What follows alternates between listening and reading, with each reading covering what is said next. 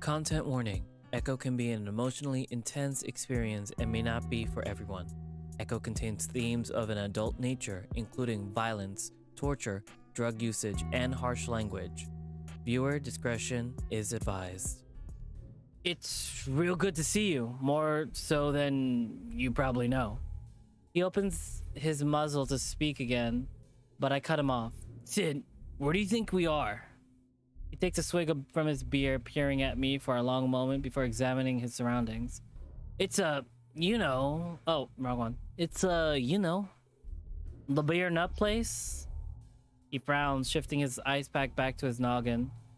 Look, I'm not that sauced. I just hit my head real hard on the counter when I was bending over to pick up my phone.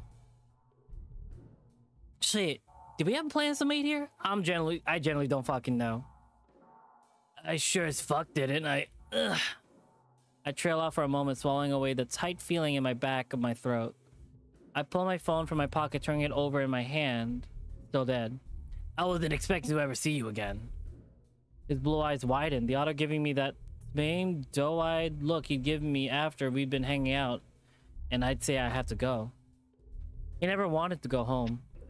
Look, I know after I bailed on the interview you set me up with, you were pretty pissed, rightfully so too, but fully justified. I get that. I know I fucked up. What?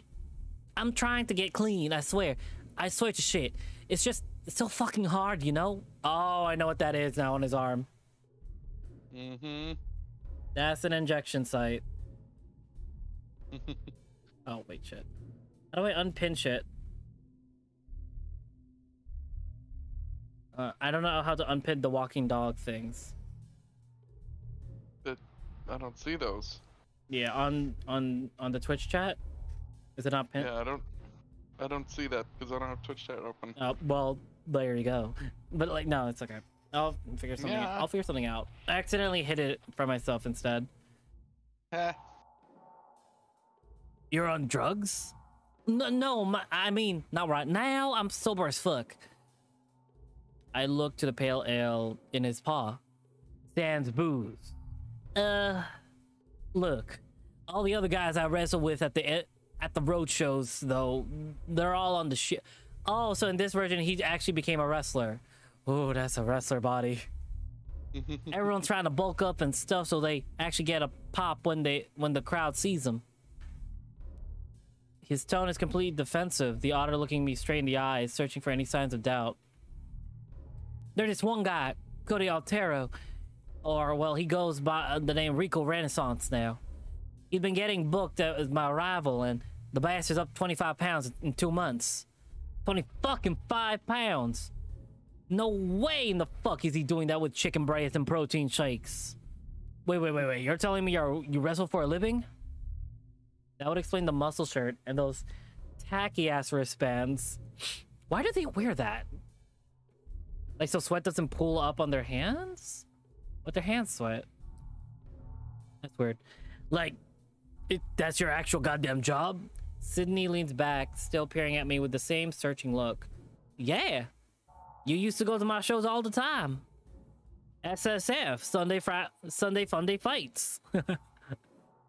It's mainly fucking juggalos and shit now. And we get paid in pennies and grass. But, you know, it's a start. I'm tough. That same line. I'm tough. The same line his dad tells him constantly. He sniffs, eyes drifting down to his arms on the sticky table surface. He doesn't seem grossed out by it. Ryan told me they never clean up the front anymore.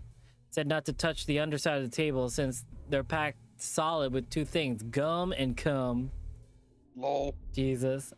I noticed patchy areas in his fur near his inner elbows, and it takes me a moment to register.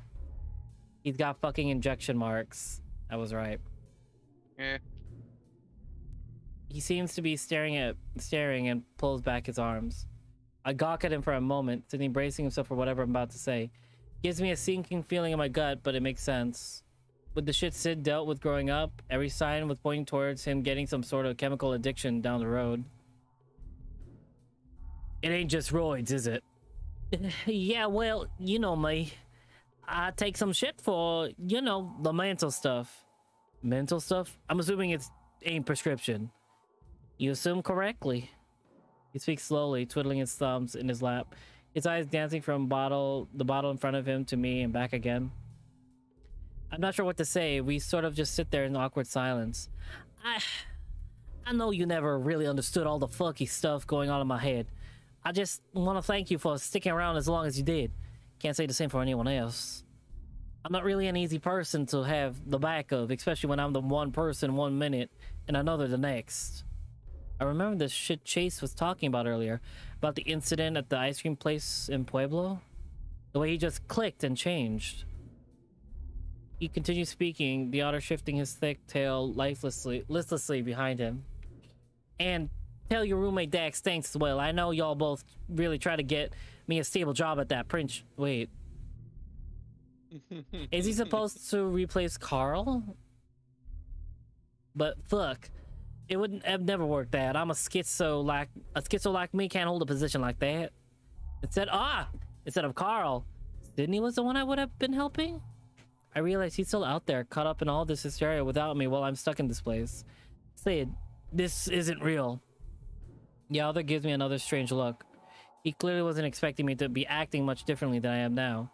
Like he'd been preparing to speak to me for some time now, and I've completely derailed his plans to get a lot of shit he wanted to say off his chest.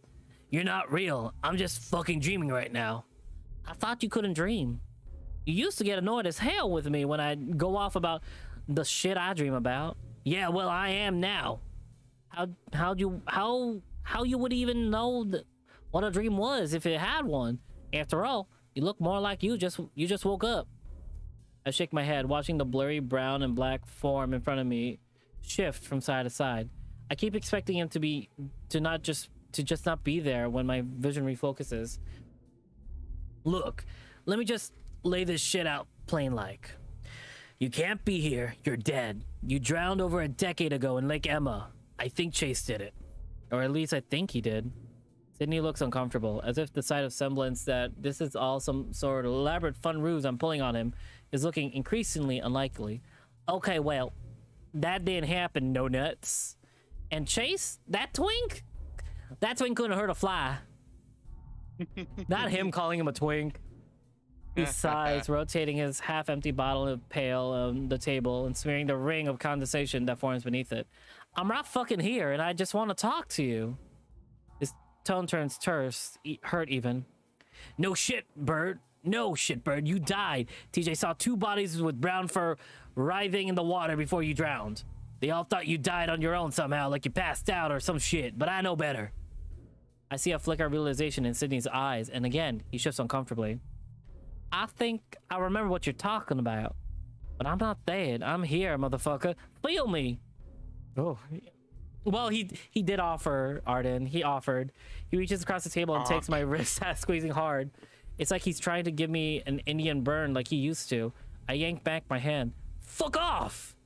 He stares wide-eyed at me, his mouth slightly agape. A moment passes before he speaks again. Why are you acting like this? Like you can't just fucking enjoy goddamn company. Plus, you're so damn intense. You're not even high right now. This isn't fucking fair.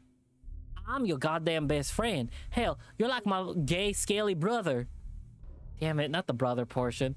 It can't fuck with me like this. This is too real. I quickly shake my head, closing my eyes. You're dealing with me right now, not the thing inside my head. And that's fucking becoming rarer and rarer these days, so I'm just gonna really try to enjoy what I've got, what time I've got. Just talk to me. I don't want to think. He trails off, staring down at his lap. Think about what? There it is. The change. The music seems to sound further and further away until it dissipates entirely. Huh? Maybe you're rifling. What the fuck are you talking about? The sick heartbeat, heat left, forgotten in conversation, began crawling up my back. Grabbing onto the table to help maintain my own posture, it's clear that something has shifted. The little bit of light in Sydney's eyes are just gone. 2 bodies. That was him. Oh, I know. I'm not using his voice for this one. This is not him now. What? 2 bodies, right? I remember, Matt. I remember now. Man, that shit fucking sucked, didn't it? Shifting uncomfortably, the topic had reversed onto what he had previously denied. 2 bodies, Sid. You're fucking dead. I saw you. I looked you in the face and I saw nothing. I gripped the edge of my seat, my gut feeling like it's twisting in on itself. It's like I'm standing in front of a roaring fireplace. The smell of smoke and fresh acid. Sorry.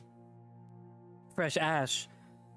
Licking my nostrils like the heat tickles my scales. Sydney's gone forever and all that's left is this. Who are you? It feels different to me. That thing, the thing that isn't Sydney looks around. This is not the smoke room. It looks like it, but not to me. The otter continues to stare off to the side before seeming to realize I asked a question. Sam, I am. While he speaks, he points towards you across the table with both hands. There's something metal in his grasp, long and with a barbed end. I can't make out what it is exactly. I swallow and try to speak evenly. Who's Sam? A facsimile of a person that was. I'm dabbing myself with ink so I never dry, but it smudges. Him? Ooh! Maybe. Whoa, whoa, whoa, whoa, whoa. Ooh. Oh god, the background. Oh my. A simulation. In here, I become we with you. Me?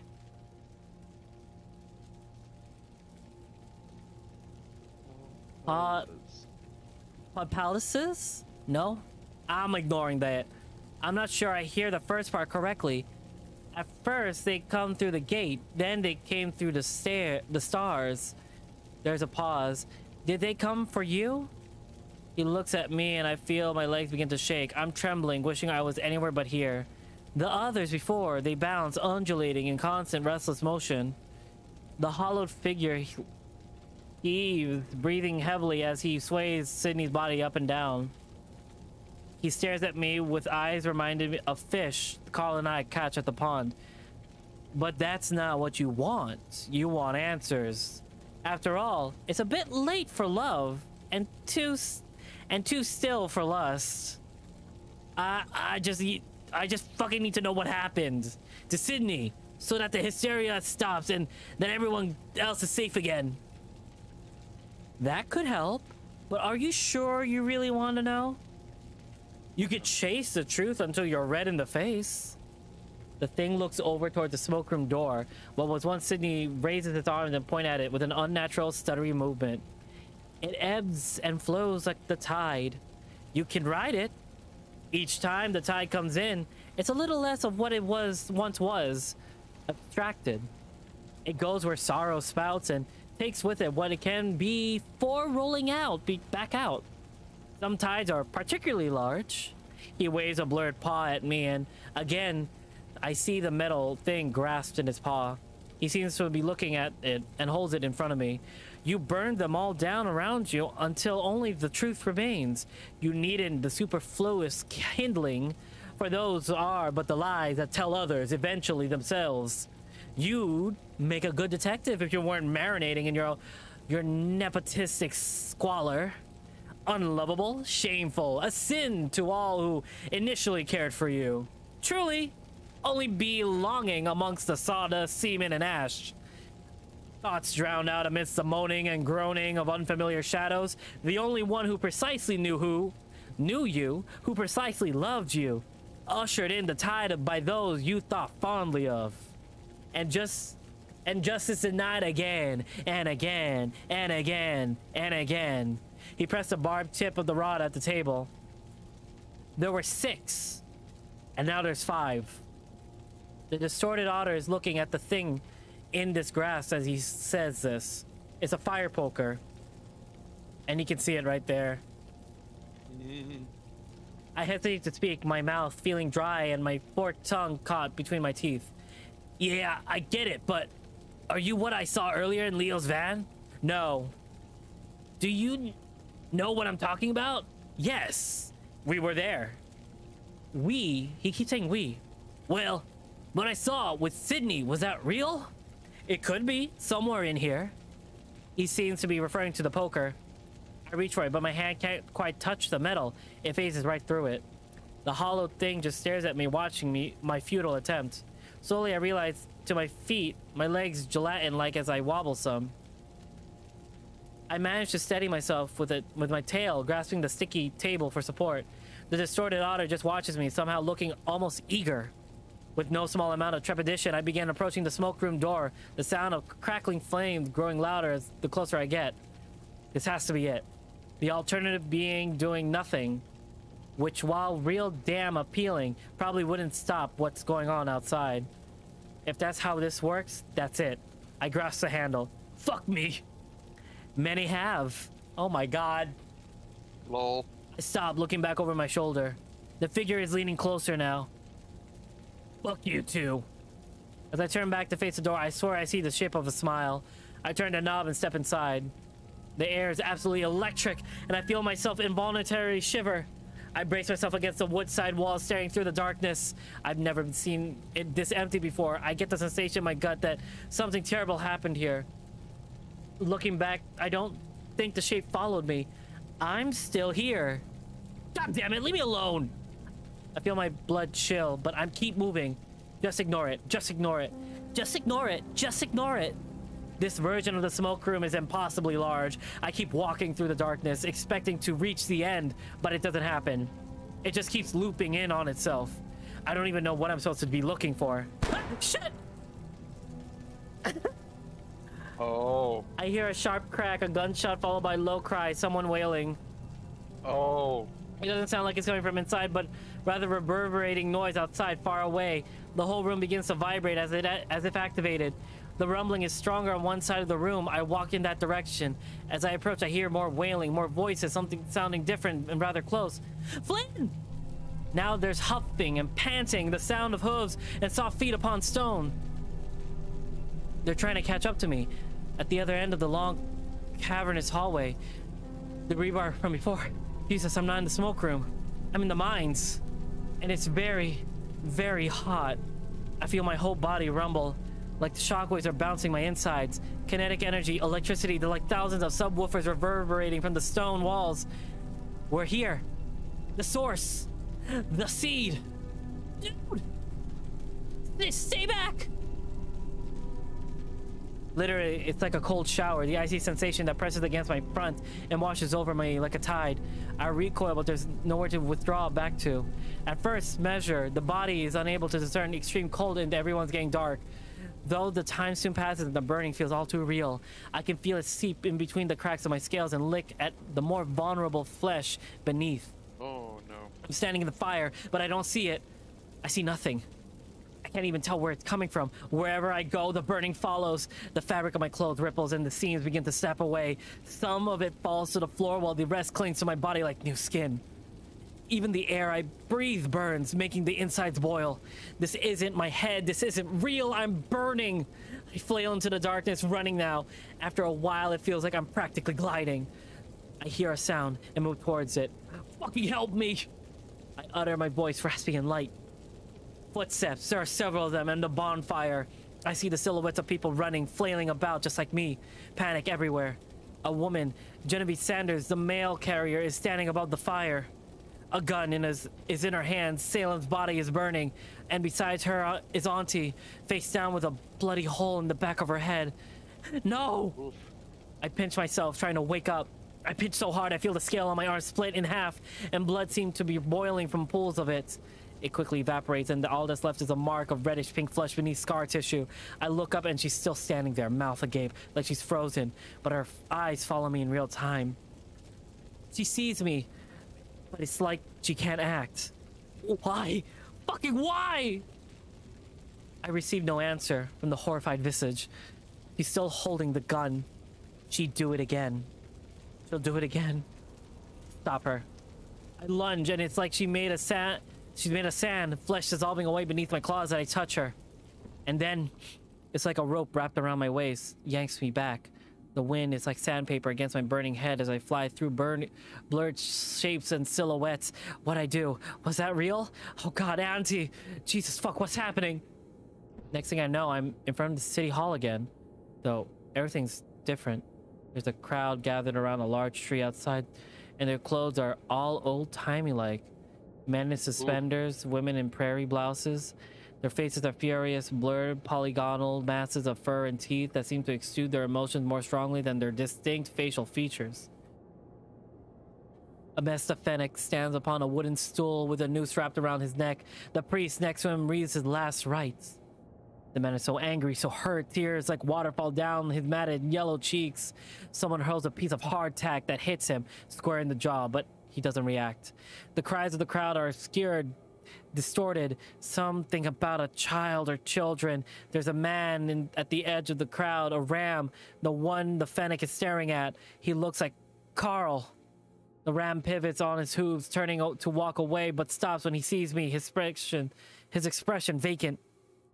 The Fennec shouts indiscernible hatred at the man, and just then the stool is kicked out from beneath him. As he sways, feet kicking and driblets of piss cascading down his overalls, it's as if the ground itself begins to bounce. It's something so palpable and awful that's beyond words, that I can feel within my mind more readily than the burning of my flesh. The stony faces of the mob seem completely unaware that their actions are feeding something far greater than they will ever know. I'm sucked away again, feel my scales fall from my body all like black and orange confetti. My thudding heartbeat is becoming increasingly irregular. I'm standing behind the shelf now. Are we in Brian's? We're in Brian's freaking thing. There's someone in a hoodie next to me, but he doesn't notice I'm here. He's got a camcorder. I think it's Salem. He's younger. A large bear, larger than me, a couple of inches, steps out from what looks like the bathroom door. It's Brian, meth dealer who lives in the trail. I don't like this. I see him at the smoke room sometimes. He deals there. Neither of them are looking in my direction. I soon see why. There's a Fennec on what looks to be a rack nearby. One of his eyeballs is gone, but he's still alive. On the television behind Brian, a slideshow of grotesque images flashes by. One of the Fennec's missing eye on the smoke room counter. It looks like the place was closed, so nobody could walk in and see what they were doing. In the real world, the Fennec's words are garbled and distorted as if coming from an old VHS. He's feigning love for the bear, asking for him to hold him tender, like instead of whatever else he's planned. The Fennec's face become increasingly blurry. Is that Danny? Casey? Keith? There were so many. They blur together. Salem's grinning, the reflection of the camcorder screen leaving a stark glint in his eyes. I feel myself move out from behind the shelf beyond my own will. There's a rumbling pull up in my gut. I'll be pulled away any moment now. What do I do? Oof. Do I put the Fennec out of his misery? Do I attack Brian or attack Salem? Your choice. I'm a little taken back because I read that entire sequence like slam poetry I did in college.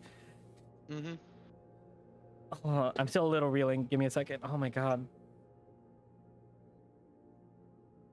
My lip is bleeding. I bit my lip too hard. Why did you bite your lip? I don't know. This ain't healthy. What's going on here? I think I'm just super stressed because of the entire sequence.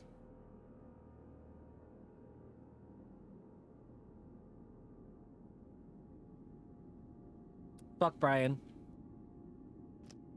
Brian sees me, his eyes going as large as saucers. They're real! Did I become? Is all he can get out before my hands pass through his gut. The hairy flesh seems like it's particularly disintegrates at my fingertips until I notice that it's all splattered on the wall beside me. As I'm pulled away, I can just make out the tusked, smiling face of Salem. It's full of shock, but a smile remains, and so does the maimed Fennec. Was I supposed to kill Salem to recreate what just happened? I gasped into the void, the fresh blood mixing with my own. My actions no longer feel entirely of my own volition. It's like something pulling in my skull, like back at City Hall when I condemned Chase. We make the justice we're given. I pop back in front of familiar Ram and Salamander like all that has happened to the same horrible vision, but my body feels the same, and the gaping expression of the duo show no sign of relief. Clark! I can barely make the noise with my throat the way it is. I can practically feel my vocal cords snap away as I speak, letting me only exude a guttural growl. I reach out to him, seeing the sinewy red appendage my arm has become. The tunnel shakes around me. Carl and Dax both turn to flee, Salamander screaming his absolute lungs out. I'm terrifying to them. As they're about to round the corner, I see Carl hesitate. He looks back at me. I can't see his expression, and I can't call out to him. I have to let him know I'm still here. With some strained effort, I turn my wrist and close all but one finger. The Ram continues to stare as the rumbling increase. I pull away once more. It goes on like this. At each step, I lose myself mentally and physically. Each visage that appears before me is some new unspeakable evil I haven't fathomed existing. From time to time, I let the thing inside my head take more and more control. Sometimes I don't have the control in the first place when the suffering is the strongest. Where Sam thrives, he drives. Like my body, I become numb. All but my vision and hearing is gone, and they're swiftly fading too. I keep closing my eyes, waiting for it to end, but it doesn't. I can't die. I hear the soft pitter of the feet of the rocky embankment.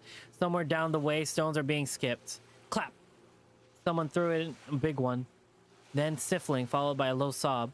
Crying has become so familiar to me, I hear it more than anything else. It feels like... It's like singing, isn't it? Purest expression of emotion. Fuck you! But this one is more familiar to me as well. I can just make out the audible sound of a little pebbles rolling down a hill, followed by a heavy thud. I turn to see a faint gray silhouette with big blue eyes. What? The voice hits me like electricity. This is it. I'm what he saw that day on the beach by the outlet. Finally. He screams. There's always a scream. I have to follow him. I have to see it. I descend beneath the waves and I see excess fat drift off from my body in the tidal current. The water is abrasive, but I'm able to glide through it, swimming without swimming. Something pops and suddenly I can't see from my left eye. There's white water ahead, thrashing movement. A slight bit of reddish pink mist dissolves in the current in the front of me. No. No! I strain myself to hear, trying to keep absolutely still, but other than that, the faint occasional splash, there's nothing. Eventually, the splashing stops, and I know my best friend is dead. I rest in the current, and the voice in my mind is fortitually silent, not pressing me in the movement or action. And though my eyesight is gone and my skull punctured with nothing but empty sockets, an orifice is, I see something. Bright blue eyes and starry skin. It's Daxon, I'm sure of it. He does not move, though I can read the intent in his eyes. He very much wants to. Instead, he remains motionless. We stare off each other. I imagine speaking to him, telling him that what's happened to me. My words are rambling, my mind not what it used to be, but it doesn't seem to matter. He meets my gaze regardless. I ask him if Carl's all right, and of course, he doesn't respond. I then simply state that I hope he's okay. I go on and tell him about the crap the Ram and I have been through, about how much I hope he fucking makes it out decently enough. I'm sure they'll give him another shot at an interview on the account of town-wide madness. I tell him I hope it's over.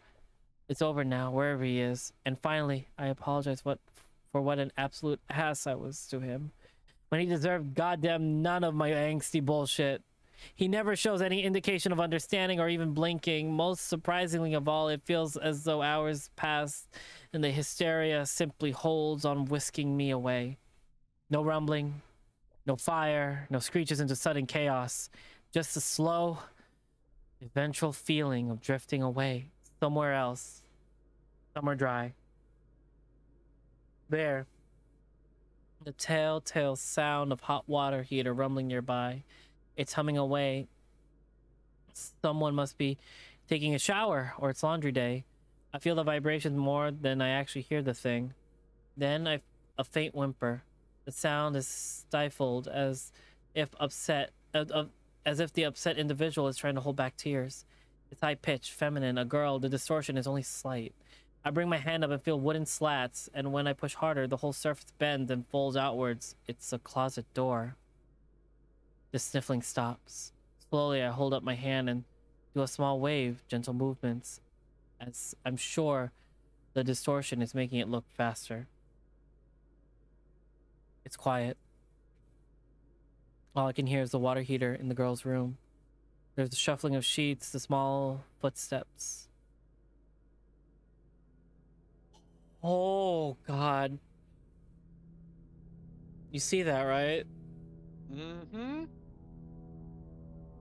This is one of the scenes that had spoiled for me. Oh my God. Hi. Her voice is timid. Oh, that's her. Hi. Her voice is timid. There's another long pause.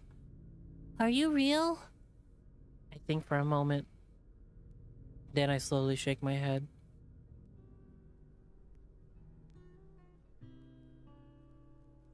Huh? Wait, what just happened? I think he became the creature. Did I fuck up? Did I fuck up somewhere? Probably. You